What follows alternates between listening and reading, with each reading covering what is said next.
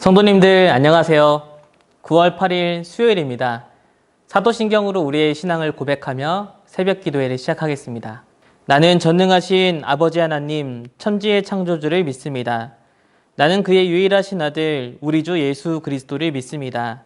그는 성령으로 잉태되어 동정녀 마리아에게서 나시고 본디오 빌라도에게 고난을 받아 십자가에 못 박혀 죽으시고 장사된 지 사흘 만에 죽은 자 가운데서 다시 살아나셨으며 하늘에 오르시어 전능하신 아버지 하나님 우편에 앉아 계시다가 거기로부터 살아있는 자와 죽은 자를 심판하러 오십니다.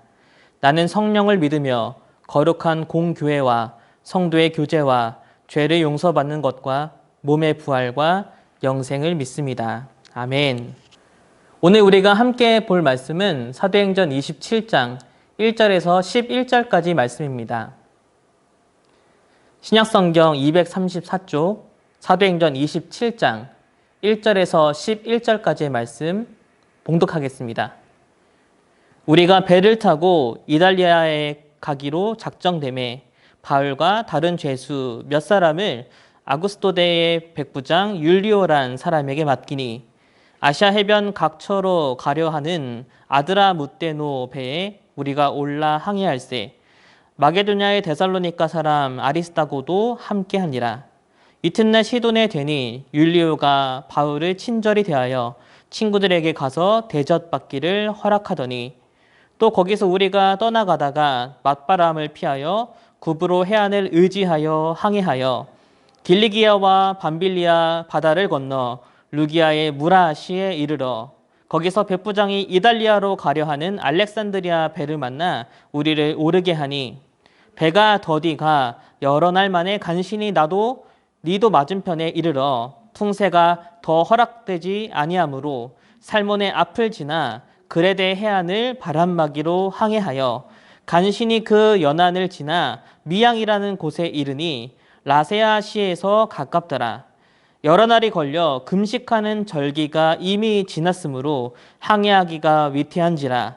바울이 그들을 권하여 말하되 여러분이여 내가 보니 이번 항해가 화물과 배만 아니라 우리 생명에도 타격과 많은 손해를 끼치리라 하되 백부장이 선장과 선주의 말을 바울의 말보다 더 믿더라. 아멘. 사도행전 27장은 로마를 향해서 가는 항해 일지입니다. 바울은 지금 죄수로서 로마에 압송되어 가고 있습니다. 그렇지만 바울은 예루살렘에서의 재판에서 자신의 시민권을 활용하여서 로마의 황제에게 상소를 했고 지금 이 로마로 가는 여정은 죄인이 로마로 압송되어 가는 것이 아니라 바울이 자기의 마지막 사명, 땅끝을 향해 자기의 마지막 사역지인 로마를 향해서 나아가는 그 하나님의 섭리 안에 있는 과정이라는 것을 꼭 기억하기를 바랍니다. 눈으로 보기에는, 겉으로 보기에는 죄인인 신분인 바울이 로마로 압송되어 가는 과정일지 몰라도 바울에게 있어서 또 하나님의 섭리 안에 있어서는 복음을 들고 그 사명의 마지막을 향해서 나아가는 그 길이라는 것을 우리가 꼭 기억해야 합니다. 우리의 삶의 여정 속에서도 지금 우리가 있는 이 위치가 다른 환경적인 요인 때문에 혹은 다른 사람의 이끌어줌 때문에 다양한 그 이유 때문에 거기에 있는 것 같이 보일 수 있지만 그 모든 것은 하나님의 섭리 안에 있다는 것. 내가 지금의 이 직장, 지금의 이 교회, 지금 이 지역, 이곳에 있는 이유는 바로 그 자리가 하나님의 사명의 자리라는 것을 우리가 꼭 기억해야 합니다. 바로 이 27장은 바울이 그 마지막 항해, 로마를 향해서 가는 길인데요. 어렸을 때에는 이 항해라는 여정이 참 낭만적이라고 생각을 했습니다. 그래서 항해를 바탕으로 하는 만화도 참 좋아했고 소설을 보면서도 나도 한 번쯤은 저렇게 배를 타고 바다를 모험해보고 싶다라는 생각을 가진 적이 있습니다. 하지만 현실적으로 그 항해는 결코 낭만적인 모험이 아니죠. 풍랑이 일고 바람을 일으며 그 바람을 이겨내야 하고 또 아무것도 보이지 않는 망망대해 속에서 방향을 잡고 가야 하는 그러한 힘겨운 여정이 바로 항해입니다. 오늘 본문에도 보면 이 힘겨운 여정이 군데군데 말씀 속에 보이는데요. 4절에 보면 맞바람을 피했다.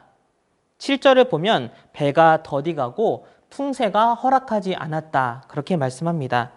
9절에 보면 여러 날이 걸리고 항해하기에 위태로웠다. 심지어 10절을 보면 우리 생명에게 타격을 입힐 정도로 지금 이 항해가 어렵다는 것을 보여줍니다. 오늘 본문을 보면 간신히, 아주 간신히라는 말이 2번이나 나옵니다. 지금 이 로마로 향하는 이 항해가 결코 쉽지 않은 항해였다는 것을 이 본문을 통해서 우리는 알 수 있는 것이죠. 하나님의 사명, 그 마지막 길을 향하여 가는 하나님의 섭리 안에 있는 그러한 길이다 하더라도 그것을 향해서 걸어가는 현실은 참 어려울 수도 있습니다. 방향을 잃어버릴 때도 있고 풍랑을 만날 때도 있고 풍세가 허락하지 않아서 더디 갈 때도 많습니다. 셰익스피어는 우리 인생을 불확실한, 알 수 없는 항해라고 그렇게 얘기했습니다.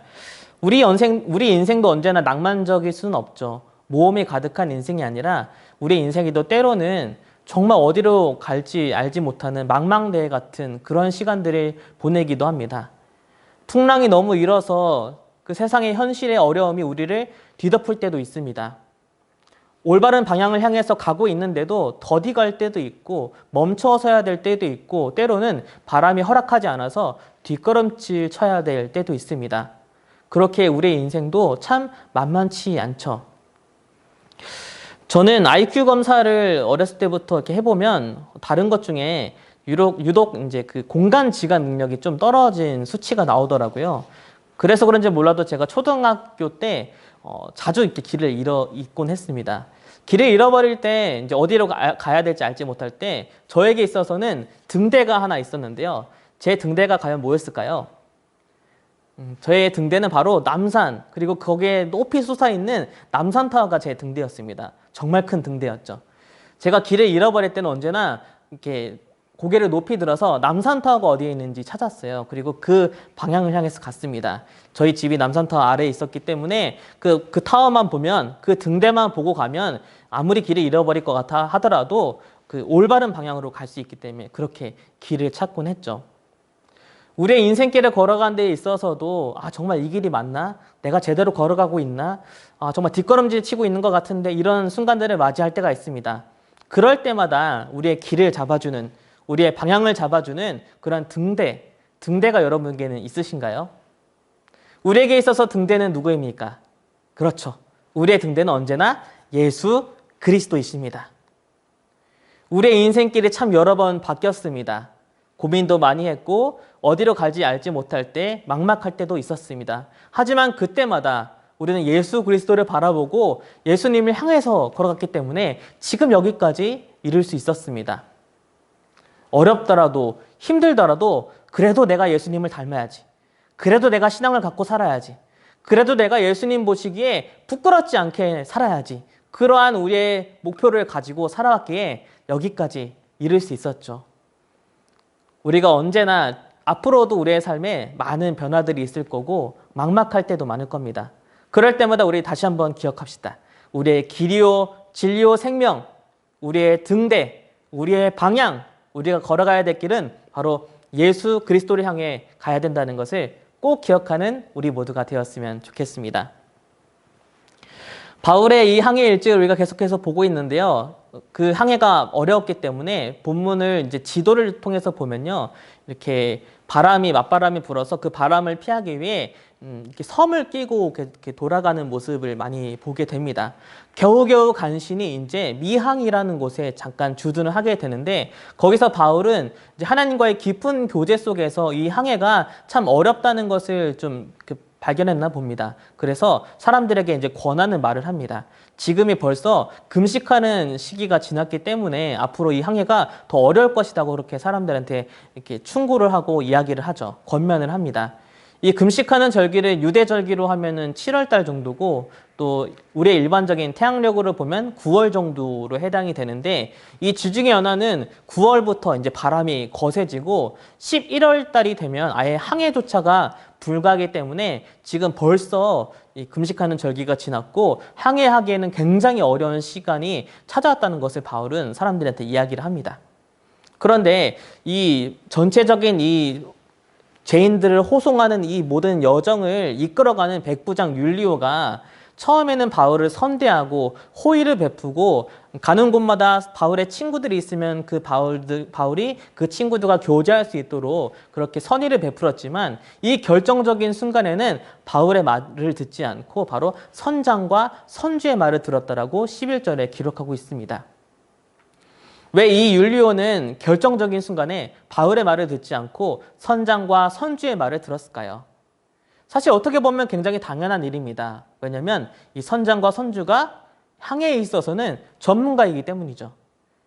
이 예루살렘에서 시돈 그리고 거기서부터 이 이탈리아 로마까지 가는 이 모든 여정을 참 많이 경험했던, 그리고 항해에 어려움이 있을 때 그것을 극복할 수 있는 항해술을 갖고 있는 것이 선장과 선주이기 때문에 당연히 이 어려운 순간에, 이 위기의 순간에 이 백부장 율리오는 선장과 선주의 말을 들을 수밖에 없었습니다.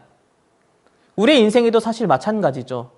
우리가 평상시에는 그렇게 큰 위기가 없을 때에는 우리가 다른 사람의 말도 귀 기울이고 또 무엇보다 우리의 인생의 문제를 하나님께 기도하지만 정말 어려울 때, 정말 급박할 때, 가장 결정적인 순간에는 우리도 이 모든 어려움을 이겨낼 수 있는, 길을 열어줄 수 있는 전문가를 찾습니다.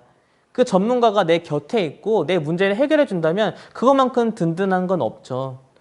정말 결정적인 순간에, 정말 어려울 때 우리는 전문가, 나를 도와줄 수 있는 사람을 찾으십니까? 아니면 그럴 때에도 우리는 말씀에 귀 기울이고 하나님께 기도하고 있습니까?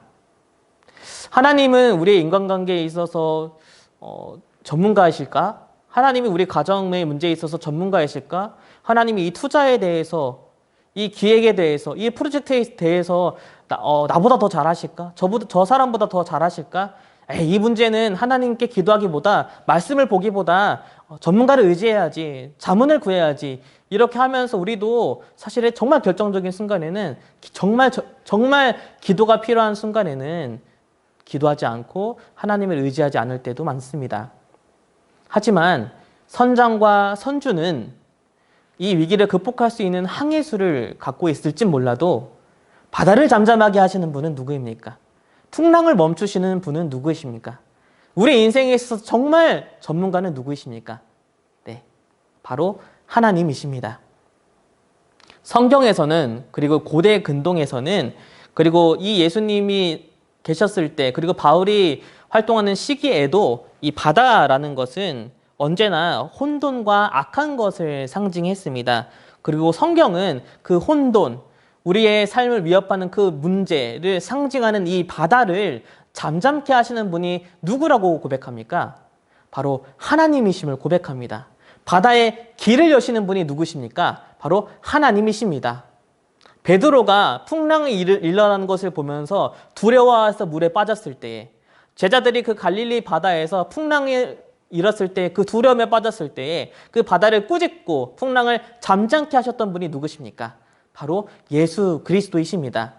바울은 그것을 알았기 때문에 이 결정적인 순간에도 하나님을 의지합니다. 이 결정적인 순간에 하나님께 묻습니다. 우리도 우리의 인생의 항해에 있어서 때로는 현실이 우리를 뒤덮고 길을 잃어버리고 다른 곳에, 우리가 원하지 않는 곳에 잠시 정박해야 될 때도 있고 더디 가야 된다고 생각할 때도 있겠지만, 그 모든 위기의 순간 속에서 우리가 바라봐야 될 등대, 우리가 의지해야 될 분, 바로 그분이 하나님이심을 기억하고 우리의 모든 문제, 우리의 어려움을 이 시간 말씀을 통해서, 기도를 통해서 주님께 고백하며 나아가는 우리 모두가 되었으면 좋겠습니다. 다 같이 주기도문으로 기도하고 여러분들의 기도의 제목을 간절하게 하나님께 구하며 기도하는 시간을 갖도록 하겠습니다. 하늘에 계신 우리 아버지, 아버지의 이름을 거룩하게 하시며 아버지의 나라가 오게 하시며 아버지의 뜻이 하늘에서와 같이 땅에서도 이루어지게 하소서. 오늘 우리에게 일용할 양식을 주시고 우리가 우리에게 잘못한 사람을 용서하여 준 것 같이 우리의 죄를 용서하여 주시고 우리를 시험에 빠지지 않게 하시고 악에서 구하소서. 나라와 권능과 영광이 영원히 아버지의 것입니다. 아멘.